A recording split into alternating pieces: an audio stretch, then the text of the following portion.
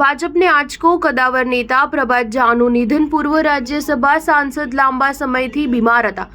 મધ્યપ્રદેશ ભાજપના વરિષ્ઠ નેતા પ્રભાત ઝાનું નિધન થઈ ગયું છે. ઝા મધ્યપ્રદેશના પૂર્વ અધ્યક્ષ રહી ચૂક્યા હતા અને પાર્ટીના પૂર્વ રાજ્યસભા સાંસદ પણ હતા.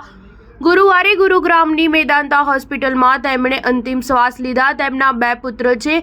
તે મૂળ બિહારના સીતામઢી જિલ્લાના કોરિયાહી ગામના વતની હતા. પ્રભાત ઝાની ગણતરી ભાજપના એવા નેતાઓમાં થાય છે જેમની બૌદ્ધિક જગતમાં સારી એવી ઓળખ છે. તેઓ ભાજપના રાષ્ટ્રીય ઉપાધ્યક્ષનું પદ પણ સંભાળી ચૂક્યા છે. ભાજપના પ્રવક્તા હિતેશ બાજપાઈએ તેમના નિધનની પુષ્ટિ કરી છે. જૂનના અંતમાં તેમને એરલિફ્ટ કરીને ગુરુગ્રામની મેદાંતા હોસ્પિટલમાં દાખલ કરવામાં આવ્યા હતા. મધ્યપ્રદેશના સીએમ મોહન યાદવ અને પ્રદેશ ભાજપ મહાસચિવ હિતાનંદ શર્મા તેમની હાલત જાણવા ભોપાલની હોસ્પિટલ પહોંચ્યા હતા, પરંતુ તેમની તબિયતમાં સુધારો ન થતાં તેને ગુરુગ્રામ લાવવામાં આવ્યા હતા. ભાજપના નેતાઓના જણાવ્યા અનુસાર 29 જૂનના રોજ પ્રભાત ઝાને ન્યુરોલોજીકલ સમસ્યાઓના કારણે એર એમ્બ્યુલન્સ દ્વારા ભોપાલથી દિલ્હી લાવવામાં આવ્યા હતા. તેમને ગુરુગ્રામની મેદાંતા હોસ્પિટલમાં દાખલ કરવામાં આવ્યા હતા. સ્ટાર ન્યૂઝ 7 હંમેશા સચ્ચાઈની સાથે.